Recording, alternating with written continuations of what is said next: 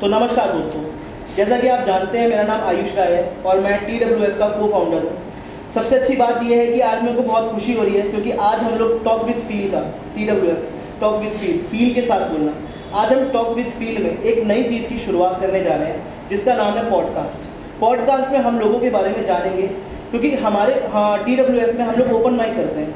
Open mic में होता क्या है कि 5 से 6 मिनट हम आर्टिस्ट को देते हैं जिसमें हम लोगों से पहचान नहीं पाते हैं कि उनके इमोशंस जिन्होंने जिस वजह से वो शायरी लिख रहे हैं, जिस वजह से वो अपने पेन को एक कागज़ पर उतार रहे हैं। तो मैं चाहता हूँ कि 5 से 6 मिनट में जो चीज़ वो नहीं बता पाते तो पॉडकास्ट में वो सारी चीज़ें हम लोगों को बताएंगे, हमारे साथ शेयर करेंगे ताकि लोगों को वो चीज़ सुनकर बहुत ही अच्छा लगे और उस चीज़ से वो कुछ सीख सके, हमारे को हेल्प मिल सके ताकि हम इन जो इन्होंने गलतियाँ करी, जो इन्होंने बहुत चीज़ें अच्छी करी, हम उससे अपने आप को रख कर बहुत सी चीज़ें सही कर सकें। अब जैसा कि आप जानते हैं talk with feel podcast start कर रहा है जो शायद ओपन माइक में हम लोगों ने स्टार्ट करा है क्योंकि 30 से 25 मिनट सुनना किसी को, उसके बारे में जानना, आई थिंक सो लोगों के लिए ज़्यादा टाइम हो लेकिन ये बहुत ही कम टाइम है क्योंकि उसने अपनी पूरी लाइफ उस टाइम में बतानी है। तो मुझे बहुत ही अच्छा लगेगा कि टॉक विद फील को आप इसी तरह प्यार देते रहें और जो हमने नया इनिशिएटिव चालू करा है मैं चाहता हूँ आप इसको दबाकर लाइक्स, दबाकर व्यूज़ दें, दबाकर शेयर करें क्योंकि ये चीज़ हो सकता है कि जो भी परफॉर्मर ओपन माइक का होगा जो आप देख रहे हो वीडियो, क्योंकि मैं चाहता हूँ अगर आप परफॉर्मर हो और आप वीडियो देख रहे हो तो डेफिनेटली आप भी एक दिन यहाँ पे आने वाले हो क्योंकि सबको मौका देने वाले हैं, इसमें कोई भी क्राइटेरिया नहीं है। तो मैं ज़्यादा समय बर्बाद ना करते हुए मैं आज के जो हमारे गेस्ट हैं विकास भाई, एक बार मैं चाहूँगा कि एक बार बहुत स्वागत हो जाए उनका, विकास भाई का, क्योंकि विकास भाई हमारे पहले पॉडकास्ट के लिए सेलेक्ट हुए हैं। और सबसे अच्छी बात यह है कि विकास भाई की जब आप बातें सुनेंगे हमारे ओपन माइक में आते हैं, ये बहुत ही बेहतरीन पढ़ते हैं, बहुत ही बेहतरीन लिखते हैं। जब आप इनकी बातें सुनेंगे ना तो आपको शायद विकास नाम का मतलब पता चल जाएगा कि किस तरीके से इनके नाम में विकास है और किस तरीके से लोगों का विकास कर रहे हैं। तो आपको बहुत ही मज़ा आने वाला है इस पॉडकास्ट में। अपनी आंखें एकदम गड़ा के रखिए, दिल थाम के रखिए, बहुत मज़ा आने वाला है। तो विकास भाई कैसा लग रहा है? मैं आपसे आप बताइए कैसा लग रहा है आपको? बहुत अच्छा लग रहा है आयुष भाई, सबसे पहले तो आपका शुक्रिया बुलाने के लिए। बाकी तो अच्छा लग रहा है, बाकी अभी सवाल जवाब चलते रहेंगे तो और मज़ा आएगा। तो विकास भाई पॉडकास्ट क्यों चुना? आप तो ओपन माइक कर रहे थे। ओपन माइक वही आपको पता है यार, 5-7 मिनट में तो आदमी आता है चला जाता है, पता भी नहीं चलता। पॉडकास्ट 20-25 मिनट जितना भी टाइम मिलेगा तो उसमें अच्छे से बात करेंगे, आप मुझे जानेंगे, मैं आपको थोड़ा सा जानूंगा, बिल्कुल लोगों को जानूंगा, तो अच्छी चीज़ है पॉडकास्ट।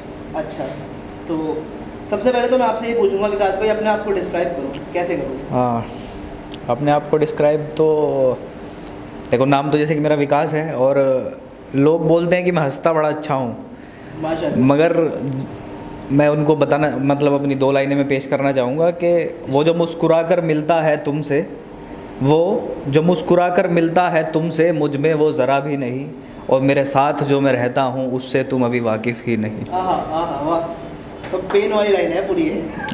बहुत पेन है आपके अंदर। अच्छा नहीं यार, पेन तो एक आर्टिस्ट का गहना होता है भाई। तो विकास भाई मेरा दूसरा क्वेश्चन ये है कि ऐसा क्या हुआ जो आप इस फील्ड में आए, शायरी क्यों लिखना चालू करा? शायरी लिखना मैंने चालू किया, एक टाइम था कि वही यार जो सबके साथ होता है कि जिसको हम चाहते हैं वो मिलता नहीं और फिर सुनता भी नहीं वो आदमी, फिर जब उसको पता चल जाता है कि यार ये तो सामने वाला तो इतना चाहता है कि बस, फिर सुनता भी नहीं सामने वाला बंदा आपकी, तो कोई सुनने वाला था नहीं, कहने को बहुत कुछ था और बोलने के लिए कुछ था नहीं, किसी को समझाने के लिए। तो तब मैंने पहली बार लिखना शुरू किया था, तो मेरे को लगा कि हाँ अब इसके ज़रिए मतलब कोई नहीं सुन रहा, तो एक क्या होता है आदमी जब लिखता है ना तो उसके अंदर का जो एक उसके अंदर की जो बातें हैं आप जब लिखते हो तो वो मेरे को ऐसा लगता है कि शायद थोड़ा रिलैक्स हो जाता है, स्ट्रेस थोड़ा ख़त्म हो जाता है। तो मैंने उस टाइम पे सबसे पहले जो लिखा था, मेरी 2 लाइनें कुछ ऐसी थी वो कि फ़र्क सिर्फ इतना सा है तेरी मेरी चाहतों के दरमियाँ, कि फ़र्क सिर्फ इतना सा है तेरी मेरी चाहतों के दरमियाँ, कि तू हर दिल में राज करना चाहता है और मैं ताउम्र बस तुझी से मोहब्बत। बहुत बढ़िया। शुक्रिया भाई। लिखते तो आप बहुत ही अच्छा है, बेहतरीन। मतलब मैं तो ओपन माइक में भी सुनता हूँ, आपको बहुत ही मज़ा आता है आपको सुनकर। कुछ लोग शायरी को बहुत ज़्यादा ना सीरियसली लेते हैं, कुछ लोग शायरी को ख़राब भी समझते हैं। जैसे मैं कहीं सुन रहा था, लोग कहते हैं कि शायरी एक ऐसी चीज़ होती है जो आप बिल्कुल सरल भाषा को, सरल शब्दों को बहुत ही मुश्किल शब्दों में पेश कर देते हो शायरी में। लेकिन उनको जो मेरा जवाब ये था उनको कि मेरे हिसाब से कि शायरी तो वो है जो लफ्ज़ अल्फाज के मुंह से ना निकल पाएँ, जो बहुत मुश्किल शब्द हो, जो आप बोल ना पाएँ। मेरे ख्याल से शायरी पूरा उसको अटैच करके बड़ी आसान भाषा में बोली जा सकती है। बिल्कुल। तो आपका क्या राय है कि मतलब शायरी को लोग इतना क्यों लोग सोचते हैं कि मतलब इस चीज़ में जाना चाहिए, क्योंकि लोग बहुत शायरी को अलग तरीके से देते हैं कि दिल टूटा आशिक होगा, ये तो जब शायरी में आया है, ये तो पेन खाया होगा, दर्द खाया होगा, चोट खाया होगा। तो आप क्या सोचते हैं उससे, आप बताइए। अरे नहीं नहीं यार, ऐसा कुछ भी नहीं है। असल में देखो, एक टाइम मेरे साथ भी ऐसा था कि मैं लिखता भी नहीं था, पढ़ता भी नहीं था मैं लोगों को, पर जब मैं पढ़ने लगा और लिखने लगा तो फिर मुझे समझ में आया कि यार ये तो बहुत मतलब बहुत गहरी चीज़ है। जो बात आप 4 पेज में कह सकते हो या मैं आपको आधे दिन तक समझाता रहूँ, आपकी समझ में नहीं आएगी, वो बात मैं आपको 2 लाइन में समझा के चला जाऊँगा, तो उससे बड़ी क्या बात है। अब कई सारे लोग हैं जिनको नहीं समझ में आती है, जैसे कि जब मेरे लाइफ में टाइम था कि मुझे नहीं पसंद थी शायरी वायरी, मुझे नहीं, और मेरे को कभी लगता भी नहीं था कि मैं कभी कुछ लिखूँगा भी, पर अब लिख लेता हूँ कभी अच्छा कभी बुरा। दोस्तों ने कहा कि ठीक लिखता है, अच्छा लिखता है, तो मुझे लगा कि हाँ यार चलो शायद इसको ट्राई करना चाहिए, तो लिखा। और जिन लोगों को नहीं समझ में आती यार, नहीं समझ में आती, पर जब एक बार आदमी जुड़ जाता है तो फिर जब उसको मीनिंग समझ में आने लग जाता है चीज़ों का, तो फिर तो भाई मज़ा आ जाता है। मानेंगे शायरी सुनते सब है, सुनते सब है, पसंद सबको है, शायरी से ही गाने बनते हैं। बिल्कुल, बहुत ही इंपॉर्टेंट शायरी हमारे, मतलब बहुत ही इंपॉर्टेंट रोल है शायरी का, कहीं ना कहीं मैं तो ये कहूँगा बहुत ही इंपॉर्टेंट रोल है कहीं ना कहीं। बिल्कुल भाई, शायरी का तो यार क्या ही बहुत इंपॉर्टेंट रोल है शायरी का। तो आप देखो ना, आपको मतलब चीज़ें जब आप सुनोगे देखोगे किसी को तो समझ में आएंगी चीज़ें। बहुत बड़ी बात आदमी छोटे से शब्दों में कह देता है, तो यही है बस। बहुत बढ़िया, बहुत बढ़िया। तो कभी ऐसा हुआ हो कि भाई शायरी की वजह से, या शायरी क्यों आपने स्टार्ट करी, कुछ दिल वगैरह कभी टूटा है क्या?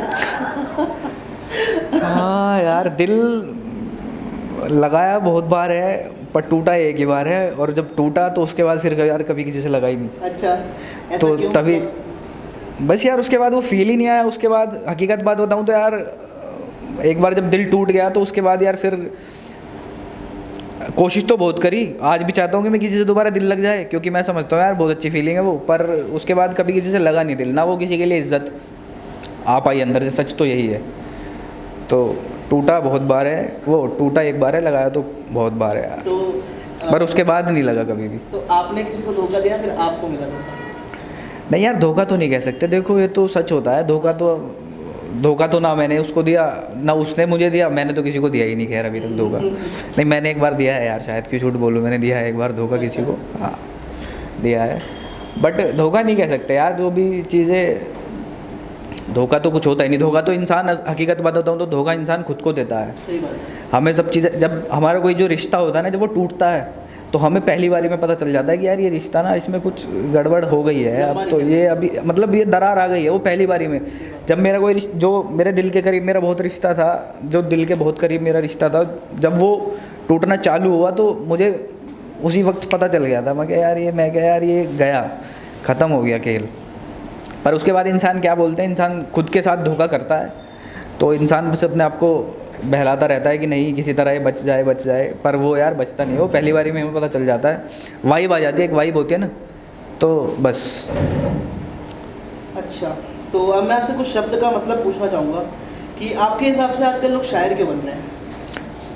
शायर भाई, क्यों बन रहे हैं आजकल लोग? मुझे तो ऐसा लगता है कि शायर आजकल लोग इसलिए बन रहे हैं क्योंकि लोगों को ना, लोगों के पास बात करने के लिए लोग नहीं है, सुनने के लिए लोग नहीं है। और जब आपके पास कोई सुनने के लिए नहीं होता ना, तो आप उन चीज़ों को, या तो जैसे अब आपने प्लेटफॉर्म दिया है लोगों को, या तो वो वहाँ आके अपनी बातें बोलता है जहाँ उसको कोई जज करने वाला ना हो, जहाँ सभी लोग एक जैसे हो, कोई दिक्कत नहीं, या फिर आदमी अपनी चीज़ें पेपर पे, अपनी डायरी में, अपने फ़ोन पे कहीं भी लिखता है। तो उससे क्या होता है कि फॉर मी, जैसे कि मैं लिखता हूँ तो मेरे लिए एक स्ट्रेस बस्टर की तरह काम करता है। तो शायद लोगों के लिए भी यही होगा, इसलिए लोग शायरी करते हैं कि जो चीज़ें, जो बातें वो नहीं बोल सकते, समझा नहीं सकते, वो 4 लाइनों के ज़रिए समझा दे। तो विकास भाई, आपके हिसाब से एक रिलेशनशिप में सेल्फ रिस्पेक्ट की क्या वैल्यू है? यार सेल्फ रेस्पेक्ट तो यार किसी भी रिलेशन में ज़रूरी है, चाहे वो दोस्ती हो, चाहे मोहब्बत हो, या कोई भी रिश्ता हो इस दुनिया का, सेल्फ रेस्पेक्ट सबसे ज़रूरी है। बट यार एक छोटी सी मैं जो चीज़ एक समझता हूँ वो ये है कि लोग ना बड़े कन्फ्यूज़ हैं एक सेल्फ रेस्पेक्ट और ईगो के बीच में। करेक्ट, सही बात है। कभी कभी ना हम अपने ईगो को सेल्फ रेस्पेक्ट समझ लेते हैं। सेल्फ रेस्पेक्ट तब आती है आदमी की जब आप किसी को, आप एक रिलेशन में 2 आदमी, एक आप अपना 100% दे रहे हो, बट सामने वाला आपको 50 भी नहीं दे रहा, वो आपको कुछ समझ ही नहीं रहा है, आप करे जा रहे हो, सामने वाला आदमी को, आपको कोई रेस्पॉन्ड ही नहीं कर रहा है चीज़ों में। और फिर एक टाइम क्या होता है कि आप खुद से नज़रें नहीं मिला पाते, आपको खुद लगने लग जाता है कि यार मैं क्या, मतलब क्यों कर रहा हूँ इतना, क्यों कर रहा हूँ यार, क्या ही कर रहा हूँ मैं, नफरत होने लग जाती है खुद से। तो तब होती है सेल्फ रेस्पेक्ट खराब, तब वहाँ पता चलता है कि मेरी सेल्फ रेस्पेक्ट डाउन हो रही है, तब आदमी को वहाँ से निकल लेना चाहिए। और ईगो मैं समझता हूँ कि यार ईगो जब आदमी समझ लेता है ना, ईगो को कभी कभी सेल्फ रेस्पेक्ट समझ लेता है। तो मैं चीज़ों को ऐसे कैलकुलेट करता हूँ कि ईगो देखो कैसे पता चलता है कि अगर सपोज दैट मैं अपने दोस्त को फ़ोन कर रहा हूँ, मैंने अपने दोस्त को फ़ोन किया, उसने मेरा फ़ोन नहीं उठाया, पहली बार ही नहीं उठाया, दूसरी बार नहीं उठाया, तीसरी बार भी नहीं उठाया, तो मुझे लगेगा कि यार ये क्या मेरे को पागल समझ रहा है क्या, सेल्फ रेस्पेक्ट, मैं सोचूंगा सेल्फ रेस्पेक्ट। तो ये तय करता है कि आपका किस आदमी के साथ क्या रिश्ता है। बट अगर यही सेम चीज़ मैं अपने फादर के साथ करूँगा, मैं अपने फादर को फ़ोन करूँगा, मेरे फादर ने मेरा फ़ोन नहीं उठाया, पहली बार नहीं उठाया, दूसरी बार 10 बार नहीं उठाया, तो क्या इससे मेरी सेल्फ रेस्पेक्ट डाउन हो जाएगी? तो यहाँ आदमी को फ़र्क करना होता है ईगो और सेल्फ रेस्पेक्ट में। तो मैं तो बस इतना ऐसी चीज़ों को जज कर लेता हूँ भाई। जैसा कि आपने बताया सेल्फ रिस्पेक्ट बहुत ही ज़्यादा मतलब ज़रूरी है एक रिलेशनशिप में। बिल्कुल। तो मेरा मानना ये है, आपसे मेरा दूसरा सवाल इसी में छुपा है कि हाउ टू बिल्ड एक स्ट्रॉन्ग रिलेशनशिप, मतलब किस तरीके से बिल्ड करें उसको, क्योंकि आजकल कहीं ना कहीं लोग बहुत कंफ्यूज्ड हैं एक रिलेशनशिप को लेकर। लोग एक्सपेक्टेशंस रखते हैं लोगों दूसरे से, वो सेल्फ रिस्पेक्ट में भी आ जाती हैं, फिर वो ईगो में आ जाता है, मतलब चीज़ें बढ़ती चली जाती हैं और मतलब एंड ऑफ टाइम रिलेशनशिप खराब हो जाता है। देखो यार, मैं तो यही मानता हूँ कि किसी भी रिलेशनशिप में को बिल्ड करने के लिए सबसे बड़ी चीज़ जो होती है वो होती है फेथ, भरोसा सामने वाले पे। और अपनी एक्सपेक्टेशंस कम रखो सामने वाले से, जितनी आप ज़्यादा एक्सपेक्ट करोगे सामने वाले से आपको उतना ज़्यादा हर्ट होगा। उम्मीद ही नहीं रखोगे तो उम्मीद टूटेगी ही नहीं, बस यही है। बहुत बढ़िया भाई। अच्छा विकास भाई, एक और चीज़ मैं जानना चाहूँगा आपसे कि ऐसी कोई चीज़ जो मतलब आपसे हुई हो जो आप कभी भूल नहीं सकते? जो मेरे से हुई हो? हाँ, मेरे साथ हुई हो, आपके साथ में? हाँ, मेरे साथ यार, भूल नहीं सकते। मेरे साथ भाई एक किस्सा हुआ था। ये हुआ था कि मेरा एक दोस्त था, बहुत करीबी दोस्त था। तो उसने मतलब एक हमारी लड़ाई हो गई थी, दोस्तों में होती रहती है आपस में लड़ाई, किसी भी मुद्दे पे हो वो किसी भी मुद्दे पे। और दोस्ती, मैं तो समझता हूँ कि जिस दोस्ती में अगर लड़ाई नहीं हुई ना तो वो दोस्ती सच्ची है ही नहीं। सच बात है। मैंने तो अपने दोस्तों में चांटे भी बजाए हैं, उन्होंने मेरे बजाए हैं, और पर फिर भी साथ हैं, कोई दिक्कत ही नहीं है। पर कभी कभी ऐसा हो जाता है कि कोई आदमी ऐसा कर देता है ना कि फिर लड़ाई हो वो एक अलग बात है, बट आदमी ना दिल से नहीं उतरना चाहिए। तो उसने कुछ ऐसा कर दिया था कि वो आदमी मेरे दिल से ही उतर गया। उसके बाद से कभी ना मैंने उसको कभी बात की। तो उसने कुछ ऐसा किया था कि उसने मेरे फादर की इंसल्ट करी थी, उसने मतलब मेरे फादर की इंसल्ट की थी। तो मुझे बिल्कुल अच्छा नहीं लगा था हकीकत में यार। मैं अपने फादर को भगवान से भी ऊपर समझता हूँ, उनके आगे कुछ है ही नहीं इस दुनिया में मेरे लिए। अगर बस यही है कि मैं फिर यही चीज़ है जो मैं कभी ज़िंदगी भर नहीं भूल पाऊँगा, बाकी तो सब चलता ही रहता है।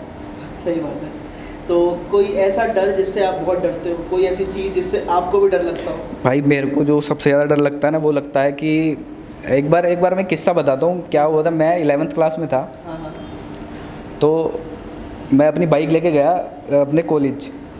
तो कॉलेज में जब अपने बाइक लेके, एडमिशन का टाइम था उस टाइम, तो मैं कॉलेज में बाइक लेके गया अपनी। तो मैंने बाइक खड़ी कर दी जहाँ पे एडमिशन ब्लॉक होता है उसके बगल में, पार्किंग में ना खड़ी करके वहाँ खड़ी कर दी। और वो बाइक हो गई चोरी। अच्छा। अब चोरी होने के बाद मैं अब वापस आया, मैंने देखा यार बाइक नहीं है यहाँ पे। तो अब फिर मेरे पापा का ऑफिस, मेरे पापा एक गवर्नमेंट एम्प्लॉय था, मेरे पापा का ऑफिस मेरे कॉलेज के थोड़ा पास में ही था। तो मैं पैदल उनके पास गया। मैं कहा पापा ऐसे ऐसे बात हो गई। मेरे पापा अंदर ऑफिस से आ रहे थे बाहर निकलते हुए, मैं अंदर तक भी नहीं पहुँचा तो वो आ ही रहे थे किसी काम से। तो उन्होंने देखा मेरे चेहरे पे कि इसको कुछ तो हुआ है इसके साथ। कह रहे क्या हो गया? मैं कहा पापा बाइक चोरी हो गई। कह रहे हैं? मैं बाइक चोरी हो गई। कह रहे अच्छा। तो वो गए, कॉलेज गए। तो उनको तब तक पता नहीं था कि इसने बाइक कहाँ पे खड़ी करी है।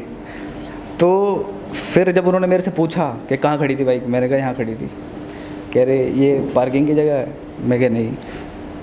तो उन्होंने भाई जो बना के मेरे जो मेरे कनपटे पे जो उन्होंने रैप्टा मारा है, उसकी आज तक मेरे को आवाज़ आती है। तो मुझे सबसे ज़्यादा डर इसी चीज़ से लगता है कि यार मैं कहीं कोई वाहन लेके जाऊँगा और वो चोरी ना हो जाए। अगर मैं अभी भी यहाँ बाइक से आया होता ना तो मैं यहाँ बैठ के जो आपसे बात कर रहा हूँ इससे ज़्यादा मैं ये सोचता कि यार बाहर मेरी बाइक खड़ी है, यार खड़ी होगी कि नहीं खड़ी होगी। तो इस चीज़ का मेरे को बहुत डर लगता है, बाकी तो किसी भी चीज़ से कोई डर लगता है। ऐसा होता है, हम लोग भी जब कोई बाइक अगर स्कूटी रखते हैं तो एक बार डबल चेक करते हैं कि हाँ, पता नहीं यार वो एक फोबिया सा बैठ गया है, पता नहीं क्यों, बस यही है। अच्छा, कोई फ्यूचर प्लान जो आपको, कोई चीज़ आपने सोची हो जो ये करना ही करना है, इस पे फोड़ना है हमको? भाई फ्यूचर प्लान तो ये है कि फ़िलहाल यार कोई प्लान नहीं है, क्योंकि इतने प्लान बनाए हैं ना। इतने प्लान बनाए हैं कि सब फेल हो गए, तो उसके बाद तो यार अब तो बस एक ही प्लान है कि I want to enjoy my life. अभी मैं यहाँ बैठा हूँ तो मैं एंजॉय करना चाहता हूँ, बस यही है, live the moment. Live the moment. Plan बनाने यार अब छोड़ दिए हैं, प्लान तो अब जो प्लान होगा ऑन द मोमेंट। जैसे हम प्लान बनाते हैं ना ट्रिप पे जाने के लिए, आज मैं 2 महीने बाद ट्रिप पे बना लूँ, कोई दोस्त फ्लिप मार देता है। 2 महीने बाद जा ही नहीं पाऊंगा मैं ट्रिप पे, और मैं अभी बैठा बैठा फ़ोन आ जाए मेरे भाई का या किसी का भी कि आजा यहाँ, आजा मैं यहाँ खड़ा हूँ और चल रहे हैं, तो तुरंत चले जाएंगे। तो ये इसलिए मैंने प्लान बनाने छोड़ दिए। प्लान वाली चीज़ें अक्सर सक्सेस नहीं होती, तो इसीलिए छोड़ दिए प्लान बनाने। तो क्वेश्चंस तो चलते रहेंगे, कोई एक आपकी एक लाइन हो जाए कुछ बढ़िया सी कि आप बहुत बेहतरीन बोलते हैं, तो मैं तो बीच बीच में आपको सुनता रहूँगा। अच्छा, तो उसके लिए मैं अपना फ़ोन निकाल लूँ क्या? बिल्कुल बिल्कुल, आप देख सकते हैं आराम से। अच्छा, अंदाज ही हमें मतलब बहुत बढ़िया लगता है आपका। क्या सुनना चाहोगे बताओ? किसी भी चीज़ के बारे में बोले, मोहब्बत, दर्द, किसी चलो, दर्द सामने ही आ गया, दर्द सामने ही आ गया। अच्छा जी, तो ये लिखी थी मैंने कभी जब मैं बड़ा परेशान सा था, तो उस टाइम ये ऐसा था कुछ कि दर्द से मोहब्बत है इस कदर अब, कि दर्द से मोहब्बत है इस कदर अब, मौत भले आ जाए पर मेरे हिस्से तुम मत आना। अगर तुम मेरे हिस्से आए तो मेरा दर्द मुझसे बिछड़ जाएगा, मेरा दर्द मुझसे बिछड़ा तो ये अल्फाजों का कारवां थम जाएगा। वाह, बहुत ही बढ़िया भाई, बहुत ही बढ़िया। तो मैं विकास भाई आपसे एक और क्वेश्चन पूछना चाहूँगा, कोई ऐसी इंस्पिरेशनल स्टोरी जो आपको बहुत ही हिट करती हो, या आपने कुछ ऐसा करा हो किसी के लिए इंस्पिरेशन सा, कोई अचीवमेंट? नहीं यार, ऐसा तो कुछ भी नहीं है, ऐसा तो कुछ भी नहीं है। मतलब करेंगे आगे? देखो, अगर मौका मिलेगा तो ज़रूर करेंगे, बाकी अभी तक तो ऐसा कुछ लगा नहीं मेरे को कि मैंने कुछ ऐसा किया है ज़िंदगी में किसी के लिए इंस्पिरेशनल। बस कोई आपको जो इंस्पिरेशन करता हो, जिनसे आप सीखते हो? जिनसे मैं सीखता हूँ इंस्पिरेशन, इंस्पायर तो यार ऐसे तो मैं बहुत सारे लोगों से होता रहता हूँ। जैसे मैं बता दूँ कि मैं एक थिएटर आर्टिस्ट भी था, और अभी भी मैं थोड़ी चीज़ें करता रहता हूँ। एक्टर, मतलब एक्टिंग करने के लिए एक्टर बनना है मेरे को, ये बस लगता है मुझे कि शायद बन जाऊँगा। तो बहुत सारे एक्टर्स हैं जिन्होंने बहुत स्ट्रगल किया है, तो उनसे थोड़ा बहुत इंस्पायर होता हूँ। जैसे मनोज बाजपेयी साहब, नवाजुद्दीन सर, और जी आपके पंकज त्रिपाठी सर, बहुत सारे लोग, शाहरुख खान, कहाँ से वो बंदा कहाँ पहुँचे है शाहरुख खान सर, तो इनसे इंस्पायर होता है। और बाकी यार इंस्पिरेशन तो आपको, आप यहाँ से मेट्रो तक चले जाओगे तो आपको 10 लोग मिल जाएंगे। इंस्पिरेशन ये तो देखने वाली बात होती है, देखने वाला होना। कई बार ऐसा होता है कि देखो ऐसी बात करते करते याद आ गए, तो मैं जॉब कर रहा था अब से 1 साल पहले मेक माई ट्रिप में नोएडा, तब मैंने एक्टिंग वगैरह सब छोड़ दी थी। तो मैं वहाँ से जब नोएडा अपने रूम से जब मैं अपने ऑफिस जाता था, तो वहाँ पे एक लेडीज़ थी जो ई रिक्शा चलाती थी, ई रिक्शा चला के वो लोगों को छोड़ती थी। तो वो भी एक इंस्पिरेशन है कि यार एक लेडीज़ होने के बाद वो ई रिक्शा चला रही है, अपने बच्चों को पालने के लिए, अपना पेट पालने के लिए, सब कुछ करने के लिए वो हार नहीं मान रही है, तो वो भी एक इंस्पिरेशन है। तो इंस्पिरेशन तो आप कहीं से भी ले सकते हो। तो ऐसा, वैसे मेरे को कुछ ऐसा सवाल नहीं था, लेकिन मैं फिर भी पूछूं आपसे कि कोई एक फेवरेट पर्सन या कोई एक फेवरेट आपका जो बहुत, जिसको आप नहीं छोड़ सकते? जिसको मैं नहीं छोड़ सकता यार, ऐसा तो यार मैं कहने ही वाला था, अभी तो आपने पहले बोल दिया कि मम्मी पापा को छोड़ के। मुझे मालूम था।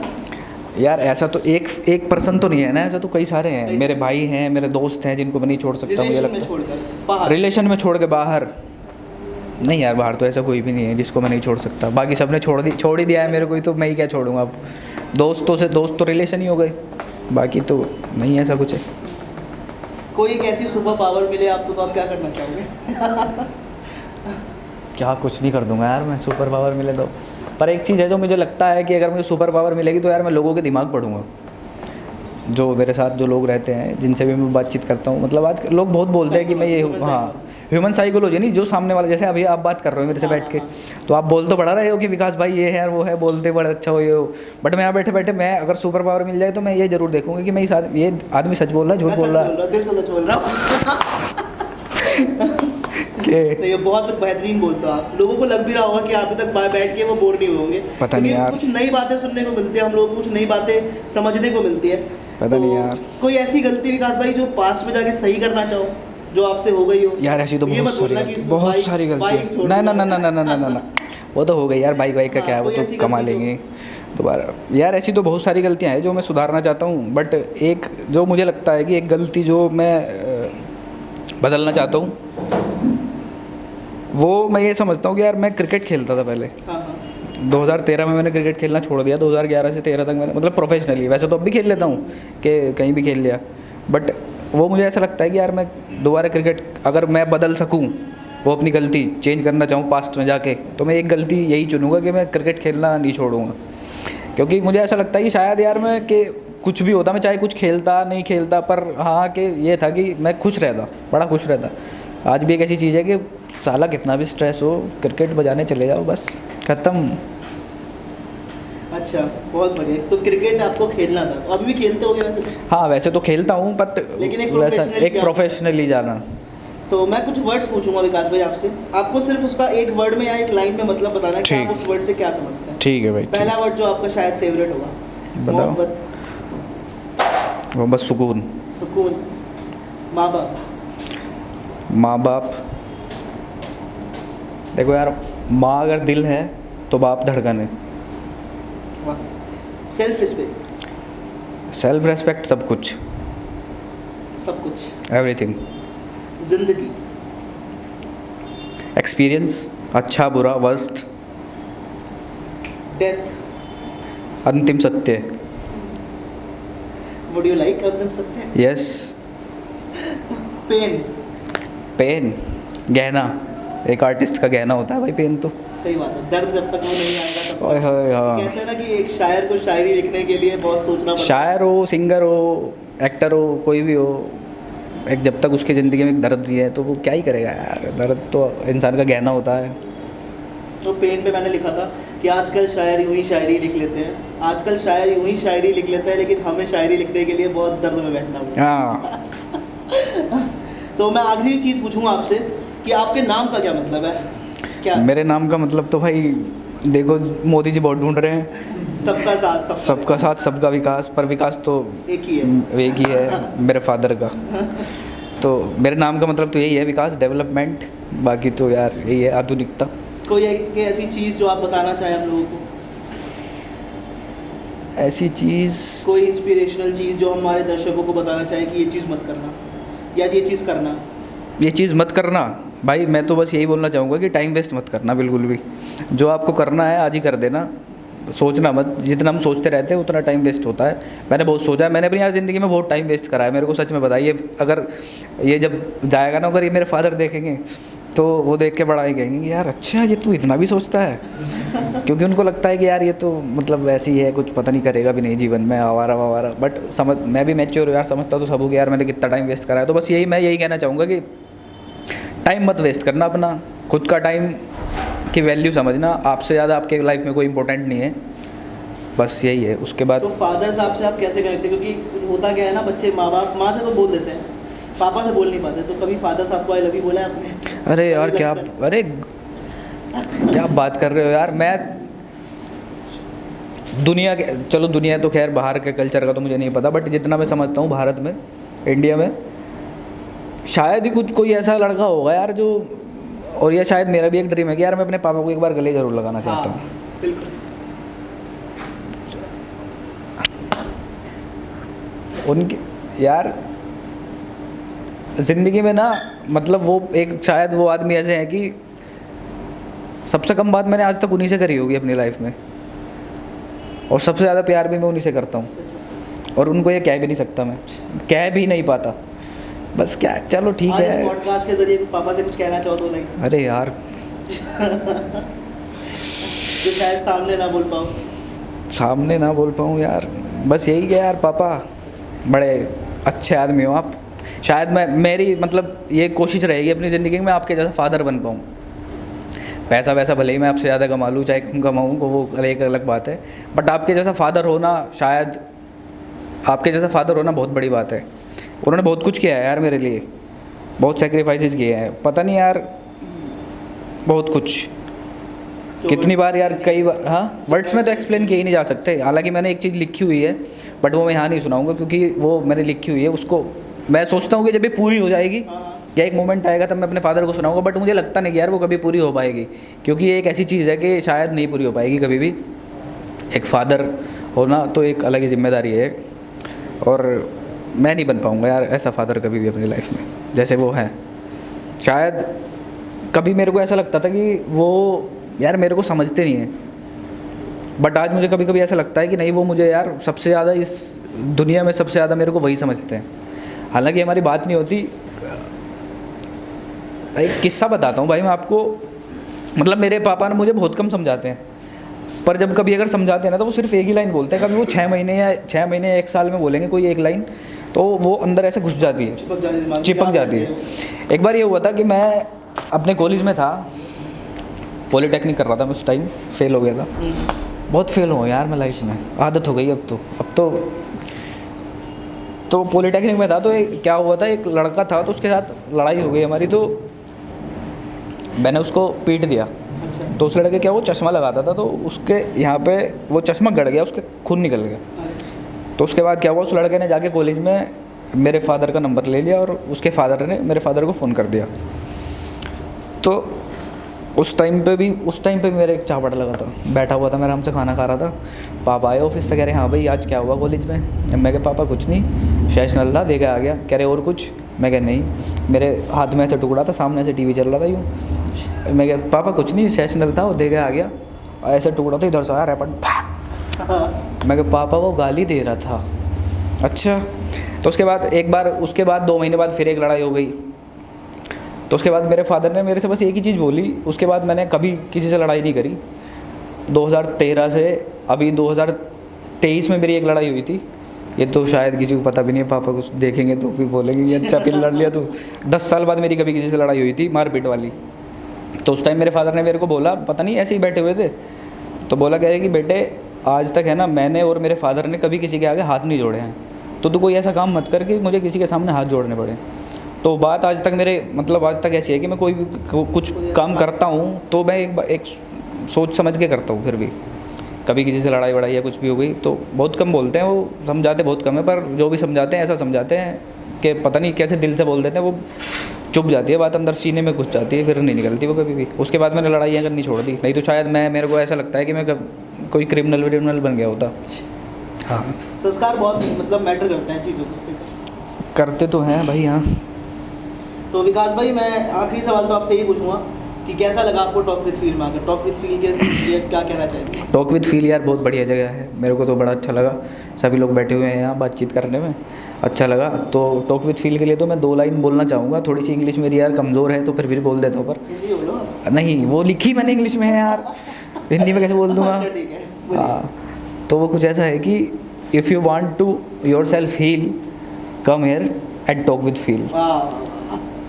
हील बहुत यूज होता है हमारे उसमें। हाँ, हील तो यार आदमी को देखो यार, मैं कितना बैठा कितना हील हो गया अभी तक जब से बात कर रहा हूँ आपसे। तो बहुत अच्छा लगा विकास भाई आपसे मिलकर। सबसे अच्छी बात ये होती है कि इंसान अपनी चीज़ों को ना दूसरे सामने रख नहीं पाता, बहुत शर्माता है, कुछ चीज़ें मना करता है कि मैं इस चीज़ के बारे में बात नहीं कर पाऊँगा। तो वो चीज़ बहुत ही अच्छी लगी कि आपने सारी चीज़ों को बहुत ही खुलकर बताया। और सबसे अच्छी बात पता क्या है, मैं यहाँ पे जितने भी लोग बैठे हैं आपको जानता हूँ, ये 1-2 लोग और जानते हैं, बाकी सब नए हैं जिनसे मैं पहली बार मिल रहा हूँ। ये बातें शायद मैं अपने जो मेरे बहुत करीब हैं शायद उनके साथ बैठ के मैं नहीं कर पाऊँगा, पता नहीं क्यों। जैसे कि मैं अपने फादर के बारे में इतना कुछ बोल दिया है, वो सामने हो तो मेरी भाई साहब अगर वो ऐसे आँख भर के देख लें तो ज़बान नहीं निकलती अंदर से। तो यहाँ पे बैठ के मैंने बोल दिया, तो ये मेरे को बड़ी अच्छी चीज़ लगी। सबके सामने बोल देते हैं हम, बाकी तो नहीं बोल पाते, तो ये एक डिफरेंस है। तो बहुत बहुत धन्यवाद विकास भाई का आपके हमारा शो में आने के लिए। और सबसे अच्छी बात यह है कि हम लोगों ने पॉडकास्ट जैसे स्टार्ट करा है, ये सारी चीज़ें अब लाइन वाइज चलती रहेंगी। मैं चाहूँगा कि आप लोगों से भी जो भी इस वीडियो को देख रहे हैं, जितने भी हमारे सभी परफॉर्मर्स हैं, आप सबको भी मौका मिलेगा यहाँ पे शो में आने के लिए। ओपन माइक में आप आते रहेंगे, जैसे जैसे आप सिलेक्ट होते रहेंगे हम आपको पॉडकास्ट में बुलाते रहेंगे। मैं चाहूँगा इस वीडियो को खूब प्यार दें, क्योंकि हमारा ये पहला पॉडकास्ट है, पहला वीडियो है, जो चीज़ मतलब हम यूट्यूब पर डालने वाले हैं। इसको दबा के शेयर करना है, इस लाइक करना है बढ़िया से एकदम, और बहुत जगह पहुँचाना है, बहुत अच्छी तरह से इस चीज़ को इनिशिएटिव जो हमने लिया है बहुत अच्छी जगह जाके इसको कंटिन्यूसली में रखना है। मैं अगेन आपसे कहूँगा विकास भाई बहुत बहुत शुक्रिया आपके हमारे शो में आने के लिए, और बहुत बहुत थैंक यू आपका। आपका भी यार आयुष भाई, बहुत बहुत धन्यवाद।